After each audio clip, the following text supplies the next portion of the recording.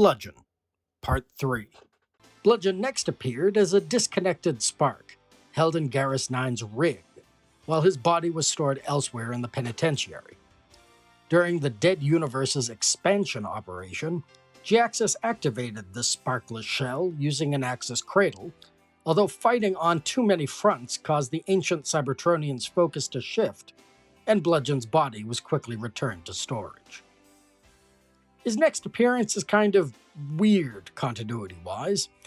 He appeared back in his body with his mind mostly intact, in command of the Decepticon warship Torment, crewed by the Monstructor 6. During the Surge, a coordinated Decepticon attack on Autobot facilities all over the galaxy that resulted in Optimus grievously injured and leading into the All Hail Megatron series, the Torment attacked the Trion, a ship carrying the Wreckers.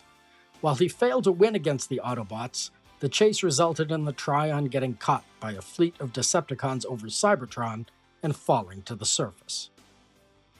However, at what point did he escape Garrus 9?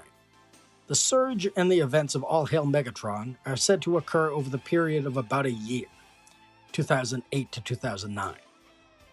Overlord arrived at Garrus 9, killing the Decepticon forces under Skyquake, and took over at the beginning of the Surge, freeing all the Decepticon prisoners, presumably including Bludgeon. But we later find out that Shockwave, after removing the Achilles virus from Overlord after the Phase 6er took over Garrus 9, recruited 31 Decepticons to crew an escape ship who were all on the DJD's list.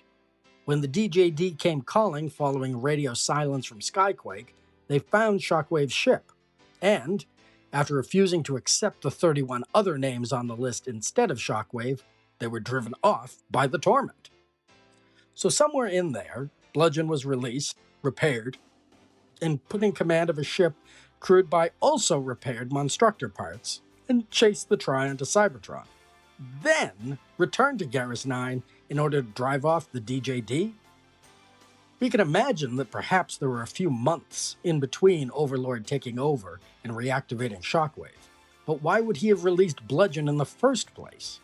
Shockwave might have suggested it in order to have a contingency plan for once he left, but who repaired him and Monstructor? My money would be on Shockwave, but it's fully possible they were healed when Jhiaxus was remote controlling them, but we never get any real answers. It just seems like a lot to do in a small amount of time.